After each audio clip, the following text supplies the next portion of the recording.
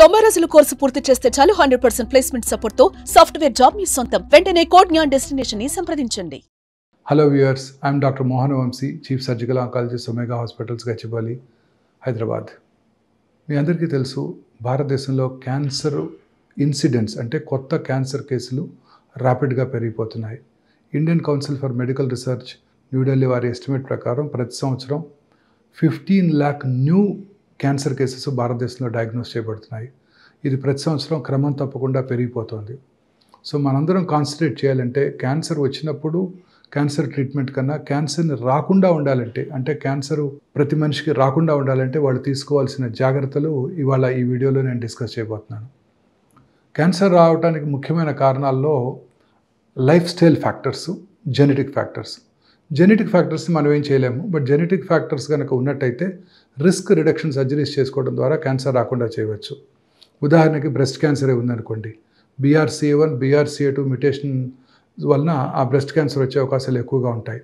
దానినే hereditary ovarian cancer syndrome అంటారు. Best example miss Angelina Jolie. 2011లోనే వారికి BRCA1, BRCA2 మ్యుటేషన్ ఉందని తెలుసుకొని వారు bilateral total mastectomy and both ovaries removal కూడా చేంజ్ చేసుకున్నారు 2011లోనే. దీన్నే రిస్క్ రిడక్షన్ సర్జరీ అంటారు. ఎందుకంటే ఆ రెండు మ్యుటేషన్స్ పాజిటివ్ ఉన్నట్టయితే 100% వారికి బ్రెస్ట్ క్యాన్సర్ వస్తుంది. 80 to 90% chance of developing ovarian cancer. కాబట్టి ముందుగానే అవి రాకముందే ఆర్గన్స్ని తీయించేసుకోవడం ద్వారా ఆ క్యాన్సర్ రాకుండా చేసుకోగలిగారు. అలాగే ఫెమిలియల్ ఎడినోమాటస్ పాలిపోసిస్ కోలి అంటారు, కోలన్ క్యాన్సర్స్ యొక్క జీన్, FAP జీన్ అంటారు. ఈ FAP జీన్ ఉన్న వాళ్ళలో ముందుగానే క్యాన్సర్ రాకముందే ఎంటైర్ టోటల్ ప్రాక్టోకోలెక్టమీ, మొత్తం కోలన్ అంతా రిమూవ్ చేయించుకోవడం ద్వారా క్యాన్సర్ రావడాన్ని అవాయిడ్ చేయవచ్చు. అలాగే thyroid cancer, medullary thyroid cancer కూడా రెట్ జీన్ అనే ఒక జీన్ దానికి కారణమవుతుంది. ఆ రెట్ జీన్ మ్యుటేషన్ ఉన్న వాళ్ళలో ఇన్ఫాన్సీలోనే, అంటే 1 year అవ్వకముందే, చిన్నప్పుడే ఆ థైరాయిడ్ గ్లాండ్ తీసివేసేయడం ద్వారా మెడులరీ థైరాయిడ్ క్యాన్సర్ని వారిలో రాకుండా చేసుకోవచ్చు. అలా తీయకుండా ఉన్నట్టయితే 100% క్యాన్సర్ వస్తుంది. ఆ cancer very aggressive tumour, detrimental to the life అనమాట. అందుకే ముందుగా సర్జరీ చేయించుకోవడం ద్వారా, తీయించేసుకోవడం ద్వారా ఆర్గాన్ని క్యాన్సర్ రాకుండా చేయవచ్చు. ఇవి కాక ఈ జెనెటిక్ ఫ్యాక్టర్స్ కాకుండా అనేక లైఫ్ స్టైల్ ఫ్యాక్టర్స్ కూడా ఉన్నాయి. లైఫ్ స్టైల్ ఫ్యాక్టర్స్ అంటే మన మీద ఇన్ఫ్లుయెన్స్ చూసే ఎన్విరాన్మెంటల్ ఇన్ఫ్లుయెన్సెస్. అందులో most important part diet. Diet is very important. అనేక రకాల డైటరీ సబ్స్టెన్సెస్ క్యాన్సర్ని కలగజేస్తాయి. అందులో ముఖ్యమైనవి నేను ఒక చిన్న 7 వైట్స్ చెప్పాలనుకున్నాను. వైట్ పాస్తా, వైట్ బ్రెడ్, అదే వైట్ ఫ్లోర్తో అంటే మైదాతో చేసే అన్ని రకాల పదార్థాలు, white rice, white sugar, white salt, white potatoes and animal fats. ఇవన్నీ కూడా డేంజరస్. వీటన్నిటిని మనం మన ఫుడ్ ఐటమ్స్లో రిప్లేస్ చేసుకోవడం ద్వారా ప్రతి ఐటమ్ని మనం రిప్లేస్ చేసుకోవచ్చు. వైట్ పాస్తా బదులు plant based or legume based pasta వాడుకోవటం, యానిమల్ ఫ్యాట్ బదులు ప్లాంట్ బేస్డ్ ప్రోటీన్స్ వాడుకోవటం, అలాగే ప్లాంట్ బేస్డ్ ఫ్యాట్ మెటీరియల్ ఆహారంగా తీసుకోవటం, వైట్ రైస్ బదులు దంపుడు బియ్యము లేకపోతే హ్యాండ్ పౌండ్ రైస్ తీసుకోవటం, దీని ద్వారా మనం అవాయిడ్ చేయవచ్చు. హోల్ సీరియల్స్ అంటే మొత్తంగా ఓట్స్, ఈ మిల్లెట్స్, వీటి ద్వారా ఈ వైట్ రైస్ని అవాయిడ్ చేయడం ద్వారా వీళ్ళలో ఈ వైట్ రైస్ కన్జంప్షన్ తగ్గించడం ద్వారా క్యాన్సర్ అవడానికి తగ్గించుకోవచ్చు. వైట్ ఫ్లోర్ కంప్లీట్గా వాడటం మానేసి మైదా తయారీలో అనేక రకాలైన కెమికల్స్ వాడతారు. ఆ కెమికల్స్ అన్నీ కూడా క్యాన్సర్ కారకాలుగా సైంటిస్టులు గుర్తించారు. సో ఈ వైట్ మైదాని కంప్లీట్గా వాడకాన్ని మనం తగ్గించుకోవడం ద్వారా హోల్ వీట్ ఆటా వాడుకోవచ్చు, సూజీ వాడుకోవచ్చు, అనేక రకాలుగా దాని డిఫరెంట్ సబ్స్టెన్సెస్ మనకు అందుబాటులో ఉన్నాయి. వాటి ద్వారా మనం ఈ వైట్ మైదాని కూడా అవాయిడ్ చేయడానికి అవకాశం ఉంది. అలాగే ఇంకొక ఇంపార్టెంట్ ఫ్యాక్టర్ వైట్ లైట్. ఈ రాత్రిపూట పనిచేసే వాళ్ళలో, ముఖ్యంగా ఈ వైట్ లైట్ కింద పనిచేసే వాళ్ళలో మెలటోనిన్ అనే హార్మోన్ ఉత్పత్తి తగ్గిపోతుంది. ఈ మెలటోనిన్ హార్మోన్ ఉత్పత్తి తగ్గిపోయినప్పుడు వారిలో క్యాన్సర్ వచ్చే అవకాశాలు ఎక్కువ ఉంటాయి. సో ఎర్లీగా నిద్రపోయి, ఎర్లీగా డిన్నర్ చేసి 8 to 9 PM కల్లా నిద్రపోయినట్టయితే, డార్క్ లైట్లో నిద్రపోయినట్టయితే వాళ్ళందరిలో కూడా ఈ మెలటోనిన్ హార్మోన్ ఉత్పత్తి అవుతుంది. ఈ melatonin hormone it has strong anti cancer properties. ఈ మెలటోనిన్ హార్మోన్ కనుక ఉత్పత్తి తగ్గిపోయినట్టయితే, అంటే రాత్రిపూట మనందరం లేట్గా పడుకోవటం, పడుకునే ముందు మళ్ళీ బ్లూ స్క్రీన్, మొబైల్ ఫోన్లో మెసేజెస్ చూడటం, ఈ మెలటోనిన్ హార్మోన్ ఉత్పత్తిని అది ఎఫెక్ట్ చేస్తుంది అనమాట. సో అందుకే నైట్ టైం పనిచేసే BPO ఆఫీస్ ఎంప్లాయీస్ అందరికి కూడాను అనేక రకాలైన క్యాన్సర్, స్త్రీలలో breast cancer, lung cancer, colon cancer, ovarian cancer, పురుషుల్లో ఇవి కాకుండా ప్రాస్టేట్ క్యాన్సర్ కూడా వచ్చే అవకాశాలు ఎక్కువగా ఉంటున్నాయి.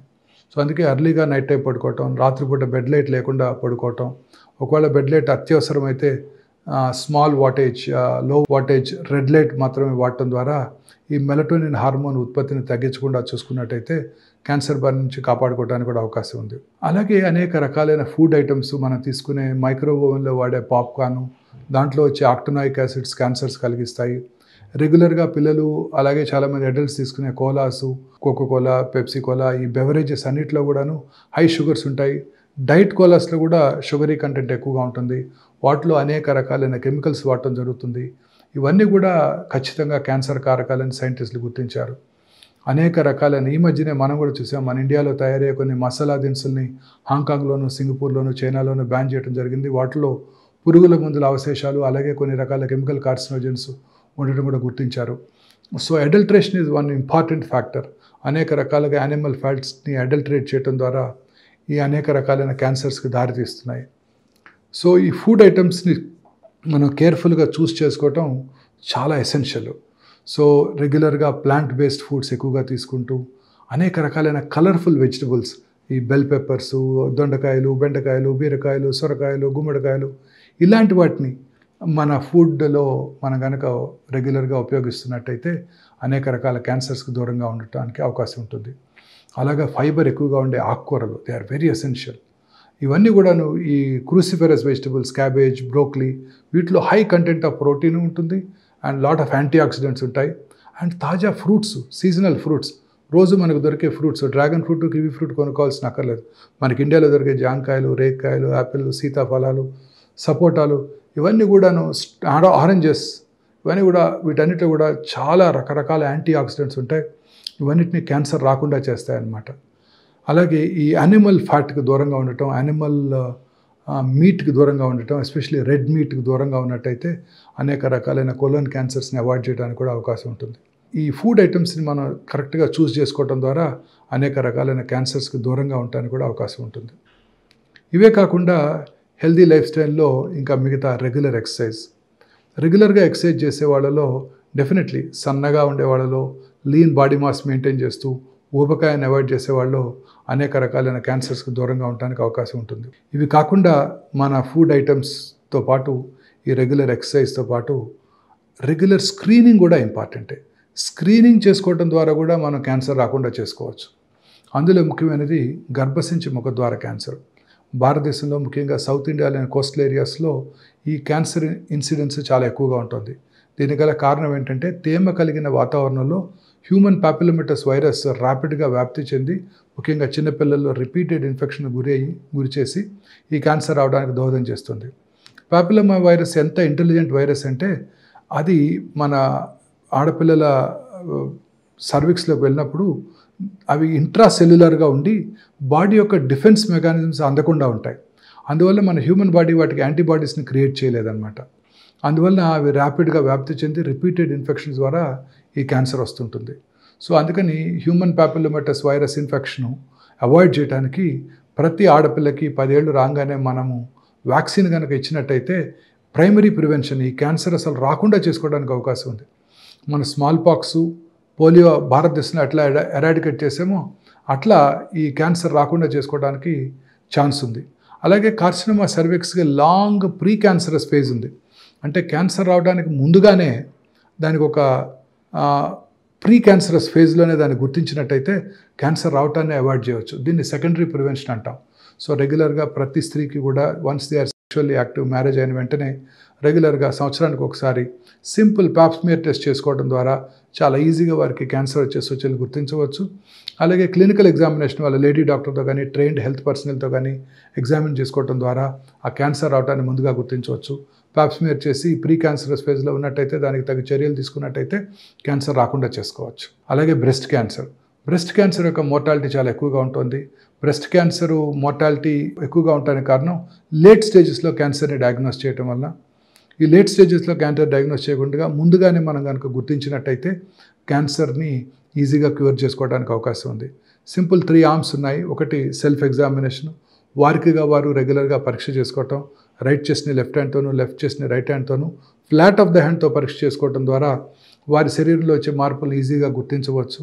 ఆ తర్వాత బ్రెస్ట్ క్యాన్సర్ వార్నింగ్ సిగ్నల్స్ మీద అవగాహన పెంచుకోవటం, బ్రెస్ట్ యొక్క సైజులో కానీ షేప్లో కానీ మార్పు రావటం, స్కిన్ మీద ముడతలు పడినట్టు ఉండటం, నరాలు ఉబ్బినట్టు ఉండటం, లంపు లాగా గడ్డలాగా కనబడటం, నిప్పుల్ ఏరియా కాంప్లెక్స్ నుంచి అల్సరేషన్ రావటం, నిప్పుల నుంచి bloody brownish or blackish discharge రావటం, చంకల్లో గడ్డలు ఉండటం, ఇవన్నీ కూడా బ్రెస్ట్ క్యాన్సర్ లక్షణాలు. ఈ లక్షణాల మీద అవగాహన పెంచుకున్నట్టయితే క్యాన్సర్ రావటాన్ని ముందుగా పసిగట్టవచ్చు. క్యాన్సర్ని ఎర్లీగా గుర్తించినట్టయితే పూర్తిగా క్యూర్ చేసుకోవడానికి కూడా అవకాశం ఉంది. అలాగే హెపటైటిస్ బి వ్యాక్సినేషన్. ఈ హెపటైటిస్ బి ఇన్ఫెక్షన్ ఖచ్చితంగా క్రానిక్ సిరోసిస్కి దారితీస్తుంది. వీళ్ళందరిలో కూడా లివర్ సెల్ క్యాన్సర్ వచ్చే అవకాశాలు ఎక్కువగా ఉంటాయి. ఈ లివర్ సెల్ క్యాన్సర్ని ప్రివెంట్ చేసుకోవడానికి ముందుగా వ్యాక్సిన్ కనుక ఇచ్చినట్టయితే ఈ హెపటైటిస్ బి ఇన్ఫెక్షన్ రాకుండా చేసుకోవడానికి అవకాశం ఉంటుంది. ఇంకొక most important factor which we have to remember is దురలవాట్లకు దూరంగా ఉండటం. టొబాకో అనేక రకాలుగా అన్ని క్యాన్సర్స్కి దారితీస్తుంది. టొబాకో స్మోక్ చేసిన ఫ్యూ సెకండ్స్లో 6 to 7 సెకండ్స్లోనే టొబాకోలో పొగాకులో ఉండే 70 to 80 కార్సినోజన్స్ అంటే క్యాన్సర్ కారక పదార్థాలు మన బ్లడ్లోకి వెళ్ళి లంగ్స్లోనే కాకుండా శరీరంలో అనేక ఆర్గన్స్లో క్యాన్సర్కి దారితీస్తుంది. అలాగే స్మోక్లెస్ టొబాకో, గుట్కా, కైని, అంబారి, జర్దా చూ చేసుకునే వాళ్ళలో నోట్లోనే కాకుండా నోట్లోంచి మ్యూకోజాలోంచి అది అబ్జార్బ్ చేయబడి శరీరంలో ఇతర భాగాల్లో కూడా క్యాన్సర్కి దారితీస్తుంది. అలాగే ఆల్కహాల్ తాగే వాళ్ళలో అనేక రకాలైన క్యాన్సర్స్ కూడా రెగ్యులర్గా చూస్తుంటాం. ముఖ్యంగా అన్నవాహిక cancers, liver cancers, stomach cancers alcohol తాగే వాళ్ళు చూస్తూ ఉంటాం. రెండు కన్జ్యూమ్ చేసేవాళ్ళు అంటే టొబాకో స్మోక్ చేస్తూ అలాగే ఆల్కహాల్ కూడా తాగే వాళ్ళలో ఈ క్యాన్సర్ యొక్క వచ్చే అవకాశాలు ఇంకా ఎక్కువైపోతాయి అన్నమాట. ఇవి కాకుండా stress is also a major factor. మానసికంగా ఒత్తిడికి లోనయ్యే వాళ్ళలో కరోనరీ ఆర్టరీ డిసీజు, సెరిబ్రోవాస్కులర్ యాక్సిడెంటే కాకుండా క్యాన్సర్ వచ్చే అవకాశాలు కూడా ఎక్కువగా ఉంటాయి. మానసికంగా ప్రశాంతంగా ఉండేవాళ్ళు, ప్రశాంతమైన వాతావరణంలో జీవించేవాళ్ళు, ఫ్రెండ్స్తో హ్యాపీగా ఉంటూ, కుటుంబ సభ్యులతో హ్యాపీగా ఉంటూ, ఒత్తిడికి దూరంగా ఉంటూ, సక్రమంగా నిద్రపోతున్నట్టయితే మన ఇమ్యూనిటీ పెరిగి ఇలాంటి క్యాన్సర్స్ కూడా రాకుండా చేస్తుంది. సో ఇవిలా మనం మానసిక ఒత్తిడిని ఓవర్కమ్ చేయడం ద్వారా, మానసిక ప్రశాంతతను అలవర్చుకోవటం ద్వారా అనేక రకాల జబ్బులకి ఇంక్లూడింగ్ క్యాన్సర్కి దూరంగా ఉండడానికి అవకాశం ఉంది. Thank you very much.